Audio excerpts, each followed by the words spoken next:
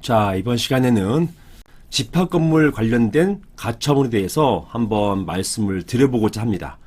이제 많은 분들이 가처분이라는 게 다양한 종류가 있는데요. 특히 집합건물 관련된 분쟁에서는 대부분 가처분으로 해결된다는 것 이미 아시는 분 많이 계실 겁니다. 사실이 그래요. 원래 가처분이라는 것은 우리가 보통 알고 있는 소송, 이런 본안 소송이거든요. 이런 소송의 전자가 되는 잠정적인 어떤 처분을 구하는 것을 말하는 것인데요. 이게 집합건물 분쟁에서는 이 가처분에서 승소 패소한 게 거의 일반 본안 소송까지 이어집니다.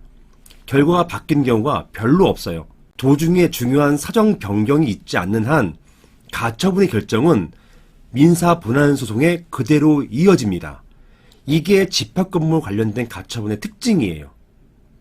자, 이런 가처분을 제목 보시는 것처럼 이것을 임시 지위를 정하는 가처분이라는 표현을 합니다. 독특하죠. 이게 법에 있는 표현이에요.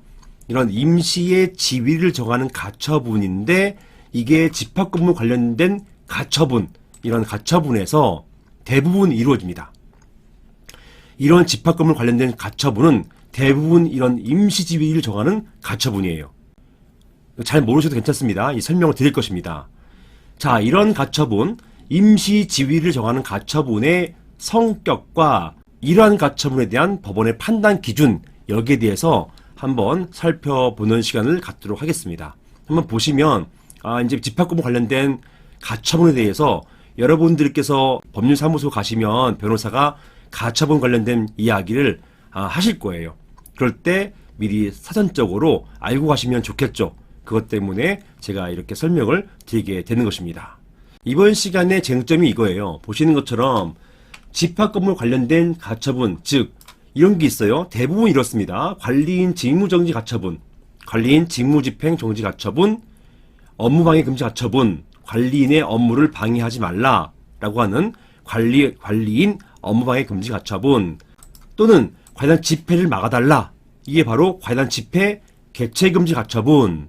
그리고 주차장을 사용하는 것을 방해하지 말라.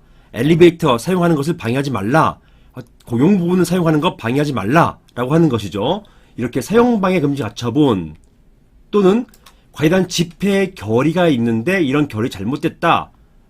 이런 잘못됐기 때문에 그 효력을 정지해달라라고 하는 과단 집회 결의 효력 정지 가처분, 이런 것들이 있는데요. 대부분 이런 범위 내에서 이루어집니다. 자, 이런 가처분은 소위 법에 이렇게 돼 있어요. 임시 지위를 정하는 가처분이라고 하는데 어떤 지위를 정하는 가처분이에요. 여러분, 가처분에서 가짜가 한자로 가짜예요. 가짜. 진짜 처분이 아닌 가짜 처분이라고 한자로 써 있는 거예요. 한자 용어인데요. 요게 또 일본 말이에요.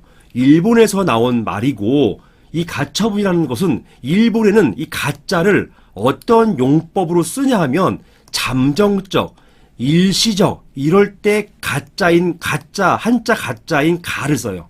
제가 방금 썼는데요. 요게 거짓가입니다. 이 가짜 가예요, 가.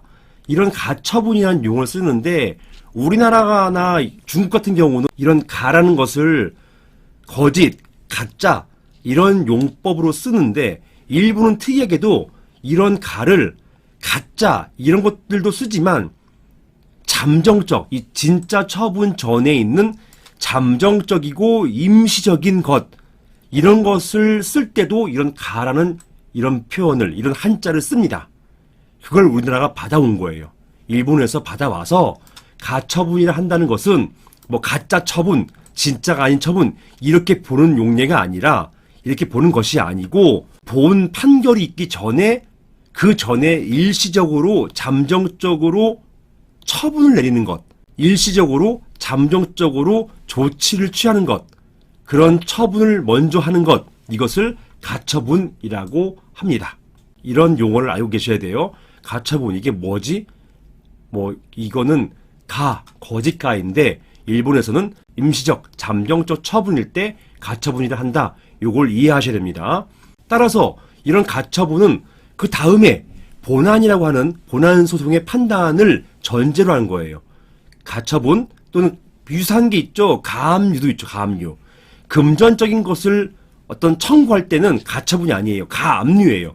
이런 가압류, 가처분은 어떤 본안 소송을 전제로 하는 사전적 조치이다. 이렇게 알고 계시면 되겠습니다. 자, 이러한 가처분의 성격이 무엇인지, 이러한 가처분에 대한 법원의 판단 기준이 무엇인지 여기에 대해서 살펴보고자 합니다. 이번 시간에는요. 자, 이런 가처분에 대한 근거 규정이 뭐냐면 민사집행법이에요. 민사집행법 제300조에 보면 가처분의 목적이라고 해서, 자, 1항을 보시면 1항은 일반론을 쓰는 거예요. 다툼의 대상에 관한 가처분. 그러니까 그냥 쉽게 가처분은 언제 하느냐? 가처분을 하지 않으면 현상이 바뀌고, 이렇게 현상이 바뀌면 당사자가 권리를 행사하지 못하거나 이를 실행하는 것이 매우 곤란한 염려가 있을 경우에 그럴 때 한다라는 것입니다. 가처분은 만약에 이런 가처분을 하지 않으면 현상이 막 바뀝니다. 바뀌기 때문에 당사자 권리가 그냥 속수무책으로 침해당하는 것, 이걸 막기 위해서, 이걸 방지하기 위해서 하는 것이다 라는 목적을 이렇게 천명하고 있는 것이고요. 이 항 보시면, 자 보세요. 여기 나옵니다. 가처분은 다툼이 있는 권리관계, 즉 분쟁이 있을 때 이렇게 임시의 지위를 정하기 위해서도 할 수 있다. 이게 바로 임시 지위를 정하는 가처분이에요. 어떤 지위를 정해주는 거예요. 즉 관리단 집회에서 관리인이 뽑혔느냐 안 뽑혔느냐가 막 쟁점이 됩니다. 그 결의가 유효하냐 무효냐 취소냐 다툼이 많을 때 일단 당신은 관리인 맞아. 이렇게 일단 당신이 관리인 아니야. 이렇게 임시 지위, 관리인이 맞는지 안 맞는지, 관리위원이 맞는지 안 맞는지, 결의의 효력이 있는지 없는지, 유효인지 무효인지 이렇게 임시적인 지위를 정하는 것, 이런 가처분도 가능하다는 것입니다. 자, 다음으로 이 경우 이런 가처분은 이 이하는 가처분의 필요성을 얘기하는 거예요. 가처분, 특히 이렇게 임시 지위를 정하는 가처분은요, 이게 가처분 재판부에서 한번 정해지면 대부분 본안소송에서 이런 것을 존중해줘요. 이게 이어집니다. 굉장히 중요하죠. 그러니까 한번 가처분 됐으면은 본안 가서 바뀌는 가능성이 많이 없어요. 그러다 보니까 신중을 기하라는 것이에요. 즉 가처분은 특히 계속하는 권리관계에 끼칠 현저한 손해가 있을 때, 이게 예상될 때 이걸 피하기 위해서 하는 것이다. 그리고 급박한 위험을 막기 위해서 하는 것이다. 이럴 때 가처분이 필요한 것이다. 등등 이러한 필요한 이유가 있을 경우에만 해야 된다라는 것입니다. 함부로 가처분해서는 안 된다. 이런 얘기를 하고 있는 거예요. 집합금문에서 가처분의 필요성 이거 할 때 항상 요 조문을 써줍니다. 어찌됐든 보시는 것처럼 가처분은 다툼이 있을 때 임시 지위를 정하기 위해서 할 수 있다. 임시 지위를 정하기 위해서 한다라는 것이에요. 이런 임시 지위를 정하는 것, 예, 말씀드렸습니다. 관리인의 지위를 정하는 것, 관리위원 지위 정하는 것, 관리단 집회 결의가 유효냐, 무효냐, 취소냐, 이런 것들 다 지위예요. 이걸 정하기 위해서 하는 것을 말하는 것입니다. 따라서 여러분들이 집합건물 관련된 분쟁에서 가처분을 한다라고 한다는 것은 거의 10중 8구, 거의 90% 이상, 99% 이렇게 임시 지위를 정하는 가처분이라고 할 수가 있는 것입니다. 거의 이론은 제가 본 적이 없어요. 여담입니다만 이게 실무에서 제가 뭐 거의 20년 동안 가처분을 해왔지만 이게 왜 안 바뀌냐 하면, 왜 가처분이 중요하냐면 이 가처분을 판단하는 재판부가 각급 법원의 최고재판부예요. 이걸 수석재판부라고 하거든요. 최고재판부, 거기에서 법관 중에서 가장 선배가 되시는 법관, 이게 수석재판부입니다. 가장 선배되는 법관, 최고 법관이, 그 법원에서 최고 법관이 맡은 부가 수석재판부이고요. 이 수석재판부에서 바로 이런 가처분 심리를 하고 결정합니다. 자, 이렇게 최고재판부가 어떤 결정을 내렸어요. 그런데 이게 본안소송 가서, 본안소송은 이제 그 최고 수석재판부보다는 이제 낮은, 연수원이나 로스쿨이나 연차가 낮은 재판장님들이 하시는 거잖아요. 가급적이면 선배 재판장이 하신 판결을 존중합니다. 이걸 함부로 문제가 있다, 그냥 아니다 이렇게 하지 않아요. 그래서 바뀌지가 않는 것입니다. 중간에 사정 변경이 있으면 바뀌는데 어떤 변동 사항이 없는데 종전 가처분 재판부에서 했던 결정을 함부로 바꾼다? 거의 있을 수 없는 일입니다. 거의 일어나지 않는 일이에요. 그래서 이런 가처분 결정이 굉장히 중요하고 집합금을 관련해 가지고 거의 결정적이다 보시면 되겠어요. 그래서 정리하자면 방금 보신 것처럼 임시 지위를 정한 가처분은 집합금을 분쟁에서 가장 많이 하게 되는 법적 부재 형태입니다. 이런 가처분은 크게 두 가지로 나뉘어져요. 본안은 피보정 권리만 있으면 청구 가능한 것인데 가처분은 여기에다가 두 번째 보존의 필요성이라는 게 필요합니다. 이 보존 필요성이 뭐였죠? 아까 요것이에요. 이게 보존의 필요성이라는 게 있어서 보존의 필요성이 없으면 설사 어떤 보존하고 싶은 권리가 있다 하더라도 권리가 침해됩니다 라고 하더라도 가처분 인정 안 되는 경우도 있어요. 이게 가처분의 필요성이라는 특이한 요건이 있습니다. 그래서 가처분은 두 가지 요건이 필요하다. 첫 번째, 피보전 권리. 내가 어떤 보존하고 싶은 권리가 있어야 되는 것이고 반드시 가처분해야 할 그런 보존의 필요성이 있어야 된다. 자, 이런 인정 요건이 반드시 필요하다. 근거가 아까 보셨던 것처럼 이것입니다. 300조 제2항이다 라는 것이고요. 이런 가처분에 대한 본안소송은 피보전 권리로만 판단한다라는 것이에요. 본안소송, 이런 본안소송 같은 경우는 피보전 권리가 있냐 없냐, 피보전 권리가 있으면 청구 이유 있다, 이런 권리가 없으면 기각이다 라는 것인데 가처분은 이런 피보전 권리뿐만 아니라 보존의 필요성, 즉 이걸 빨리 가처분하지 않으면 계속하는 권리관계에 현저한 손해가 있다 또는 급박한 위험이 있다, 이럴 경우에만 가능하다는 것이에요. 그래서 당사자나 변호사는 이것을 반드시 입증해야 되는 것입니다. 만약에 가처분 안 하면요, 내 권한에 지금 당장 현저히 손해가 끼칩니다. 현저히 손해가 있습니다. 회복할 수가 없습니다. 급박한 위험이 있습니다. 이것을 소명하고 입증을 해야 되는 것이에요. 이거 입증 못하면 가처분에 대해서 기각 나옵니다. 집니다. 이 보존의 필요성 관련해 가지고요, 판례가 이렇게 보고 있어요. 그러니까 이 특이한, 여러분들 일반적으로 가처분 재판 할 때 이런 보존의 필요성에 대해서 상대방이 다툴 것이거든요. 이런 경우에 법원이 어떻게 이런 보존의 필요성을 판단하고 있는지 한번 알고 계셔야 돼요. 한 번 이상은 알고 계셔야 됩니다. 무엇이냐? 다음 보실게요. 자, 보신 것처럼 판례는 이렇게 보고 있습니다. 보존의 필요성 관련해서 인사집행법 제300조 2항에서 규정하고 있는 임시지위 정하기 위한 가처분은 다툼이 있는 권리관계 간에서 그것이 본안소송에 의해서 확정되기까지 사이에 가처분 권리자가 입을 현저한 손해를 피하거나 급박한 위험을 막기 위하여, 요 부분 법률 규정에 있었죠. 요것입니다. 법률 규정에 있었던 것이에요. 또는 그 밖에 필요한 이유가 있을 때 한해서 허용되는, 보세요, 응급적, 잠정적 처분이다 라는 것입니다.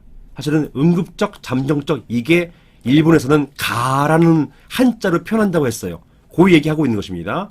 이런 가처분을 필요로 하는지 여부, 즉 여기부터 중요합니다. 가처분의 필요성에 대해서 법원이 어떻게 판단하는지 여기부터 중요해요. 필요성 판단은 당해 가처분 신청의 인용 여부에 따른 당사자 쌍방의 이해득실관계,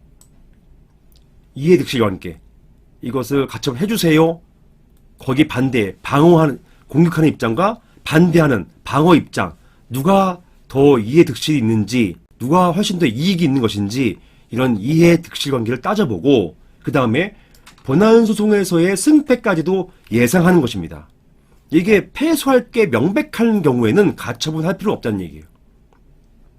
기타 재반사정 고려해서 한목적적으로 결정하여야 한다라는 것입니다. 그중 특히 채무자에 대해서 본안 판결, 이 채무자는 이런 가처분 신청의 상대방, 소송 당한 사람이에요. 소송 당한 사람에 대해서 본안 판결에서 명하는 것 같은 내용으로 자기 또는 부자기 의무를 부담시키는, 자, 다음 중요합니다. 이른바 만족적 가처분의 경우. 자, 이런 어려운 용어가 나오죠. 이 만족적 가처분은요, 바로 그 내용이 바로 위 내용이에요. 본안 판결과 같은 같은 내용을 미리 하는 것입니다. 관리인의 지위가 있다, 없다, 이거를 바로 가처분 단계에서 결정 내리는 거예요. 본안 판결에서도 관리인 지위 여부에 대해서 판단하겠죠? 그런데 본안 판결에서 관리인이 맞는지 안 맞는지 관리인 지위에 관해서 판단하겠죠? 하지만 그 전에 가처분 결정에서 관리인이 맞다, 안 맞다 판단한단 말입니다. 이것은 본안 판결과 똑같잖아요. 그러니까 본안 판결에서 내려야 할 그 판결을 상당히 당겨버리는 거예요. 시간적으로 앞당기는 것입니다. 그래서 이렇게 본안 판결 명하는 것 같은 내용의 자기, 부자기, 뭐뭐 해라 마라 이런 내용으로 하는 가처분, 이것이 바로 만족적 가처분이고, 이것에 대한 피보전 권리 내지 보전의 필요성은 이런 게 만족적 가처분인데, 이런 것에 대한 피보전 권리 내지 보전의 필요성은 통상의 경우보다 강한 정도의 소명이 있어야 인정될 수 있다. 이 말은 뭐냐면 만족적 가처분, 지위를 확 인정해버리거나 뭐뭐 해라 마라, 뭐뭐 해라 하지 마라, 이런 가처분은 본안소송을 앞당기는 효과가 있고, 이 결정받으면 본안소송 하나만 하는 경우도 있을 수 있단 말이에요. 그래서 이런 거가 바로 만족적 가처분인데, 이 만족적 가처분은 굉장히 신중을 기하라는 말을 이렇게 표현하고 있는 것입니다. 이런 만족적 가처분은 피보전 권리 내지 보전의 필요성은 여기에 대한 소명은 통상의 경우보다 강한 정도여야 된다. 강한 정도의 소명이 있어야 한다. 이 가처분 단계에서는 입증이라는 표현을 쓰지 않고 소명이라는 표현을 써요. 그래서 바로 여기서 소명이 나오는 거예요. 이렇게 강한 정도의 소명, 다른 말로 입증이 있어야 인정될 수 있다는 것입니다. 쉽게 인정해주지 말라는 것이에요. 그래서 이런 만족적 가처분, 관리인 지위 인정하고 관리인 지위 부정하고, 또는 관련 집회 결의를 인정하고 관련 집회 결의를 부정하고, 또는 사용방해 청구를 인정하고 사용 방해하지 마라, 주차장 사용하는 거 방해하지 마라, 또는 승강기 사용하는 거 방해하지 마라, 이런 가처분의 경우에 있어서는 이런 보존의 필요성, 신중을 기하라, 쉽게 인정하지 말라, 이런 것입니다. 따라서 이런 것에 대한 보존의 필요성에 대한 소명, 또는 피부정 권리에 대한 소명하기 위해서는 일반적인 어떤 입증보다는 상당히 더 고차원적인 입장, 더 입증을 잘해야 된다, 이런 것입니다. 이런 것 때문에 어떤 법률 조력받을 필요도 있는 거예요. 자, 그래서 보시는 것처럼 집합건물 관련된 대부분의 가처분, 이 바로 임시 지위를 정하는 가처분인데, 그 중에서도 이런 만족적 가처분이 있고, 이런 만족적 가처분의 경우에 있어서는 이런 보존의 필요성이나 피보전 권리의 입증 정도는 상당히 강한 정도여야 된다. 쉽게 인정해줘서는 안 된다라는 것입니다. 자, 그리고 이거 궁금하실 텐데요. 이런 임시 지위를 정하는 가처분 중에 또 대부분이 만족적 가처분입니다. 임시 지위 정하는 가처분이 있고 만족적 가처분이 개념상으로 나눠져 있는데 그 안에 있는 것이에요. 하지만 대부분은 또 만족적 가처분이기 때문에 보시는 것처럼 집합건물 관련된 대부분의 가처분은 임시 지위를 정하는 가처분이고, 이게 민사집행법 300조 제2항에 있는 것이고, 여기에 또 대부분이 이런 만족적 가처분이다. 따라서 집합건물과 관련된 대부분의 가처분은 만족적 가처분이고, 이런 만족적 가처분에 있어서는 피보전 권리 내지 보전의 필요성은 통상 경우보다 강한 정도의 소명, 입증이 있어야 인정된다. 이것을 위해서 법적 조력이 필요하다. 자, 이런 말씀을 드리면서 마무리하겠습니다. 이상입니다.